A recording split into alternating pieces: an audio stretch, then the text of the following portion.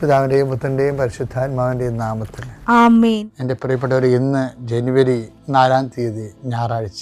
അമ്മേ പരിശുദ്ധ അമ്മേ, അമ്മേ പരിശുദ്ധ ദൈവമാതാവേ, കൃപാസനത്തിലൂടെ ഞങ്ങൾക്കും ഞങ്ങളുടെ ദേശത്തിനും അമ്മ മധ്യസ്ഥം തേടി തന്ന എല്ലാ അനുഗ്രഹങ്ങൾക്കും കൃപകൾക്കും ഞങ്ങളിപ്പോൾ ഹൃദയം നിറഞ്ഞ നന്ദി പറയുന്നു. അമ്മേ പരിശുദ്ധമ്മേ ദൈവമാതാവേ, 2004 ഡിസംബർ 7 ഉച്ചകഴിഞ്ഞ് 2:30 കൃപാസനത്തിൽ സംഭവിച്ച അമ്മയുടെ പ്രത്യക്ഷപ്പെടലിനെ കുറിച്ച് തിരുസഭയ്ക്ക് സമർപ്പിച്ചിരിക്കുന്ന പഠനരേഖകളുടെ മേൽ സഭാത്മകമായ പഠനം ആരംഭിക്കുവാൻ ഞങ്ങൾ പ്രാർത്ഥിക്കുന്നു. അമ്മേ പരിശുദ്ധമേ, ഭൂസ്വർലോകങ്ങളുടെ രാജ്ഞിയായ അങ്ങേയ്ക്ക് ഭൗമസംരക്ഷണത്തിനായി പ്രപഞ്ചപ്രകൃതിയെ തന്നെ തിരുസഭ പ്രതിഷ്ഠിക്കുവാൻ ഈ പ്രത്യക്ഷീകരണം വഴി ഇടയാക്കണമേ. പരിശുദ്ധമേ, ജപമാല മാതാവേ, സകല കൃപാസനം പ്രാർത്ഥനയോടും ചേർത്ത് ഞങ്ങളിപ്പോൾ പ്രാർത്ഥിക്കുന്ന ഈ കുടുംബത്തിന്റെ പ്രത്യേക നിയോഗം പറ മക്കളെ.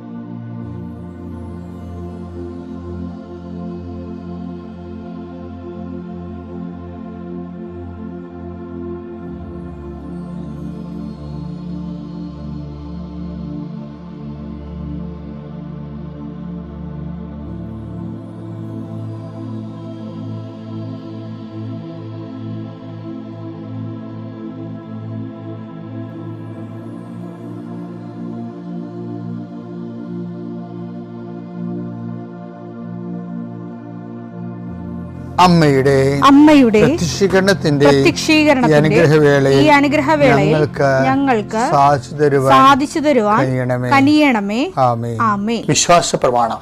സർവശക്തനായ പിതാവും ആകാശത്തിന്റെയും ഭൂമിയുടെയും സൃഷ്ടാവുമായ ദൈവത്തിൽ ഞാൻ വിശ്വസിക്കുന്നു.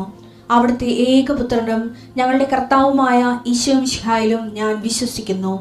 ഈ പുത്രൻ പരിശുദ്ധാത്മാവിനാൽ ഗർഭസ്ഥനായി കന്യകാമറിയത്തിൽ നിന്ന് പിറന്ന് പൊന്തിയോസ് പീലാത്തോസിന്റെ കാലത്ത് പീഡകൾ സഹിച്ച് കുരിശിൽ തറയ്ക്കപ്പെട്ട് മരിച്ച് അടക്കപ്പെട്ട് പാതാളങ്ങളിൽ ഇറങ്ങി മരിച്ചവരുടെ ഇടയിൽ നിന്ന് 3-ാം നാൾ ഉയർത്ത് സ്വർഗത്തിലേക്ക് എഴുന്നള്ളി സർവശക്തിയുള്ള പിതാവായ ദൈവത്തിന്റെ വലതുഭാഗത്തിരിക്കുന്നു. അവിടെ നിന്ന് ജീവിക്കുന്നവരെയും മരിച്ചവരെയും വിധിക്കുവാൻ വരുമെന്നും ഞാൻ വിശ്വസിക്കുന്നു. പരിശുദ്ധാത്മാവിലും ഞാൻ വിശ്വസിക്കുന്നു. വിശുദ്ധ കത്തോലിക്കാ സഭയിലും പുണ്യവാന്മാരുടെ ഐക്യത്തിലും പാപങ്ങളുടെ മോചനത്തിലും ശരീരത്തിന്റെ ഉയർപ്പിലും നിത്യമായ ജീവിതത്തിലും ഞാൻ വിശ്വസിക്കുന്നു. ആമേൻ. സുഖസ്ഥനായ ഞങ്ങളുടെ പിതാവേ, അങ്ങയുടെ നാമം പൂജിതമാകണമേ. അങ്ങയുടെ രാജ്യം വരണമേ. അങ്ങയുടെ തിരുമനസ് സ്വർഗത്തിലെ പോലെ ഭൂമിയിലും ആകണമേ. അന്നു വേണ്ടുന്ന ആഹാരം ഇന്ന് ഞങ്ങൾക്ക് തരണമേ.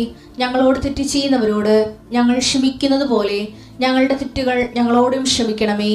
ഞങ്ങളെ പ്രലോഭനത്തിൽ ഉൾപ്പെടുത്തരുതേ, തിന്മയിൽ ഞങ്ങൾ രക്ഷിക്കണമേ. ആമേൻ. നന്മ നിറഞ്ഞ മറിയമേ, സ്വസ്തി. കർത്താവ് അങ്ങയുടെ കൂടെ സ്ത്രീകളിൽ അങ്ങ് അനുഗ്രഹിക്കപ്പെട്ടവളാകുന്നു. അങ്ങയുടെ ഉദരത്തിൻ ഫലമായി ഈശോ അനുഗ്രഹിക്കപ്പെട്ടവനാകുന്നു. പരിശുദ്ധ മറിയമേ, തമ്പുരാന്റെ അമ്മേ, പാപികളായ ഞങ്ങൾക്ക് വേണ്ടി ഇപ്പോഴും ഞങ്ങളുടെ മരണസമയത്തും തമ്പുരാനോട് അപേക്ഷിക്കണമേ. ആമേൻ. കർത്താവേ, നിന്റെ ഉന്നതമായ നാമത്തിൽ സ്വസ്ഥം ചെയ്യുന്നു. കർത്താവേ, നിന്റെ വിശുദ്ധ പൗരോഹിത്യത്തെ മഹത്വപ്പെടുത്തണമേ. കർത്താവേ, 40 വർഷം ഞാൻ അർപ്പിച്ച കൃപാന്റെ യോഗ്യതയാൽ കൃപാസനാൽത്താരെ ജീവനോടെ പ്രത്യക്ഷപ്പെട്ട മാതാവിൻ്റെ മാധ്യസ്ഥലെ ഞാൻ മക്കളുടെ ഇന്നത്തെ ജീവിതത്തെ ആശീർവദിക്കുന്നു. ഇന്നത്തെ യാത്രകളെ ആശീർവദിക്കുന്നു. ഇന്നത്തെ ദൗത്യങ്ങളെ ആശീർവദിക്കുന്നു. ഞാൻ മക്കളുടെ ഇന്നത്തെ ഉത്തരവാദിത്തങ്ങളെ ആശീർവദിക്കുന്നു.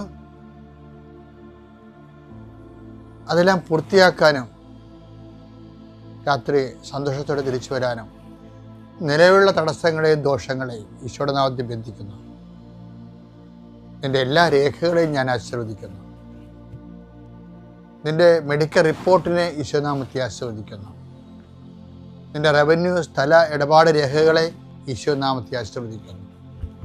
നിന്റെ വിദ്യാഭ്യാസ നൈപുണ്യ രേഖകളെ, യോഗ്യതാ സർട്ടിഫിക്കറ്റുകളെ ഈശോ നാമത്തെ ആശീർവദിക്കുന്നു. നിന്റെ കോടതി കേസുകളെ, നിനക്കെതിരെ ഉന്നയിച്ചിട്ടുള്ള എല്ലാ ആക്ഷേപങ്ങളെയും നിർവീര്യമാക്കാൻ ഈശോ നാമത്തെ ആശീർവദിക്കുന്നു. നീ ചിന്തയിലും നീ ചെയ്തു തീർക്കേണ്ട ജോലിയിലും കണ്ടുമുട്ടുന്ന വ്യക്തികളിലും നീ അനുഭവിക്കുന്ന മാനസിക സംഘർഷങ്ങളിൽ ആശ്വാസവും അയവും വരാൻ കർത്താവിൻ്റെ നാമത്തിൽ ഞാൻ നിന്നെ ആശീർവദിക്കുന്നു. ദൈവത്തിലെ നീ തിരിച്ചു വരുന്നവരെ ഉപയോഗിക്കുന്ന എല്ലാ വാഹനങ്ങളെയും,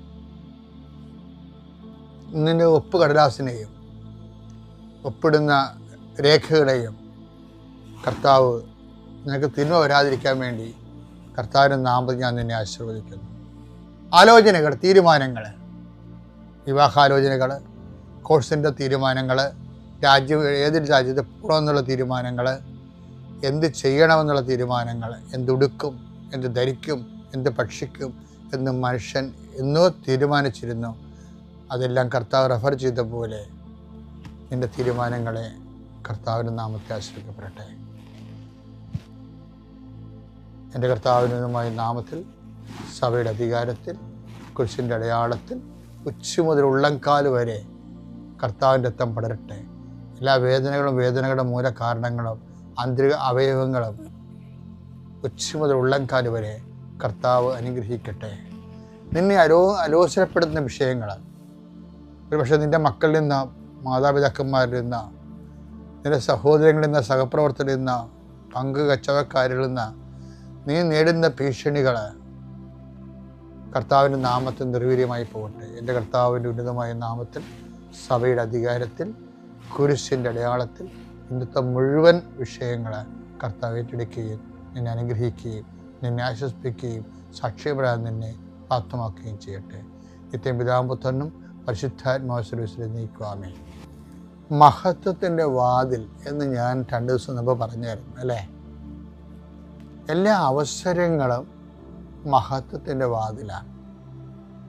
നമ്മൾ ഈ ദിവസം കണ്ടുകൊണ്ടിരിക്കുന്ന കാനായിലെ കല്യാണം തന്നെ എടുത്താൽ അത് അവസാനിക്കണേ എങ്ങനെയാണ്? അങ്ങനെ കർത്താവിൻ്റെ മഹത്വം പ്രകടിപ്പിക്കുന്ന ആദ്യത്തെ അടയാളം കാനായിൽ സംഭവിച്ചു.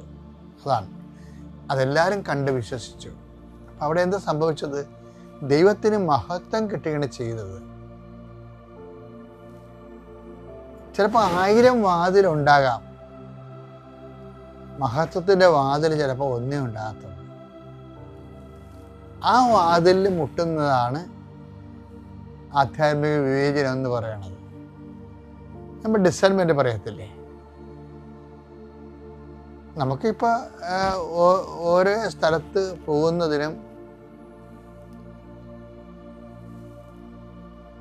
ഓരോരോ വഴികളുണ്ട്. അപ്പം അതിൻ്റെ അകത്ത് മഹത്വത്തിൻ്റെ വഴികളുണ്ട്, അനുഗ്രഹത്തിൻ്റെ വഴികളുണ്ട്, അഭിവൃദ്ധിയുടെ വഴികളുണ്ട്. അപ്പം ഇങ്ങനെ ഒരു സ്ഥലത്ത് നമുക്ക് എന്ത് വഴികൾ ഇപ്പോൾ ഞാനാണെങ്കിൽ എനിക്ക് എറണാകുളത്ത് പോകണമെങ്കിൽ എനിക്ക് ഏറ്റവും ഡയറക്റ്റ് റൂട്ടുള്ളത് കലവൂർ ടു എറണാകുളമാണ്. വലിയ പ്രശ്നമില്ലാതെ പോകാൻ പറ്റും. ചില സമയത്ത് എനിക്ക് കടലോരത്ത് എന്തെങ്കിലും തീരദേശത്ത് എന്തെങ്കിലും മിഷൻ ഉണ്ടെങ്കിൽ ഞാൻ തീരദേശത്തെ റൂട്ട് എടുത്തിട്ട് പിന്നെ എറണാകുളത്തേക്ക് പോകാൻ വേണ്ടി തീരദേശ റൂട്ട് തന്നെ എടുക്കും. അതിൻ്റെ കാരണം എന്ന് വെച്ച് കഴിഞ്ഞാൽ ഇത്തിരി പാടുള്ള റൂട്ടാണ്, സമയമെടുക്കും കുറച്ച്. പക്ഷേ എനിക്ക് അർത്തെങ്കിലും കണ്ണമാലിലും കയറാൻ പറ്റുമല്ലോ, പുണ്യാളന്മാരെ കണ്ട് ലൈഫ് ഷെയർ ചെയ്യാൻ പറ്റുമല്ലോ എന്ന് ഓർത്തിട്ടാണ് ആ വഴി എടുക്കുന്നത്. ഇതുപോലെ തന്നെയാണ് നമ്മുടെ ജീവിതം. നമുക്ക് വേറെ വഴി എടുക്കാം, അനുഭവത്തിൻ്റെ അനുഗ്രഹത്തിൻ്റെയും അല്ലെങ്കിൽ വഴികൾ തന്നെയായിരിക്കും അത്. പക്ഷെ അതിൻ്റെ അകത്ത് ദൈവം കക്ഷിയാകണമെന്നില്ല. അപ്പോൾ എപ്പോഴും ദൈവത്തെ കൂടി കക്ഷി ചേർത്തുകൊണ്ട് വേണം മഹത്വത്തിൻ്റെ, അത് ആണ് മഹത്വത്തിൻ്റെ വഴികളെന്ന് പറഞ്ഞു. മറിയ അതാണ് ചെയ്യണത്. ആ വിഷയം ഇന്നലെ ഞാൻ പറഞ്ഞ പോലെ യേശുവിനെ മാറ്റി നിർത്തി ആ വിഷയം കൈകാര്യം ചെയ്യാം, സോൾവ് ചെയ്യാം. പക്ഷെ യേശുവിനെ ഇൻക്ലൂഡ് ചെയ്തുകൊണ്ട് ആ വിഷയം സോൾവ് ചെയ്യാനാണ് മറിയത്തിൻ്റെ സ്പിരിച്വാലിറ്റി പറയണത്. എന്തിനാണ് കാര്യം? അതിൻ്റെ അകത്ത് ദൈവം മഹത്വപ്പെടും. 1000 വാതിൽ തുറക്കാൻ ഒരു സ്ഥലത്ത് ഒരു ബിൽഡിങ്ങിൽ പ്രവേശിക്കാൻ അനേകം വാതിലുണ്ടാകാം. പക്ഷെ മഹത്വത്തിൻ്റെ വാതിൽ ഒന്ന് മാത്രമായിരിക്കും. അത് തുറക്കാൻ ഇതിന് പാടുമായിരിക്കും. പക്ഷെ അത് തുറന്നു കഴിഞ്ഞാൽ എന്താ സംഭവിക്കണത്? ദൈവം മഹത്വപ്പെടും.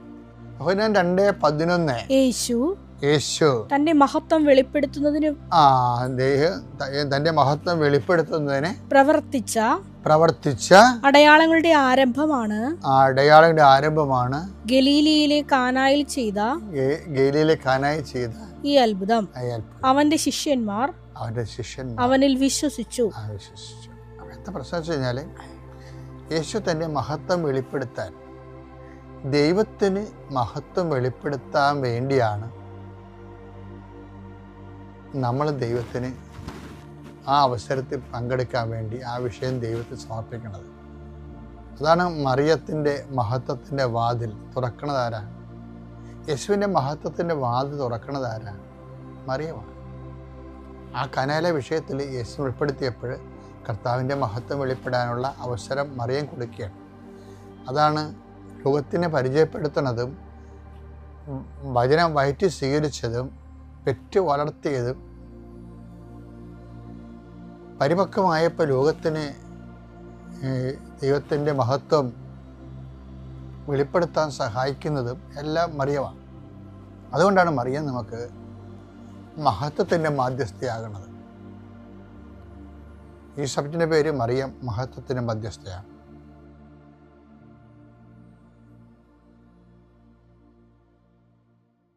അത്യപൂർവ ദൈവാനുഭവങ്ങൾ ഇനി നിങ്ങൾക്കും സ്വന്തം. ഈ യൂട്യൂബ് ചാനൽ ഇതുവരെ സബ്സ്ക്രൈബ് ചെയ്തിട്ടില്ലെങ്കിൽ ഇപ്പോൾ തന്നെ സബ്സ്ക്രൈബ് ചെയ്യുക.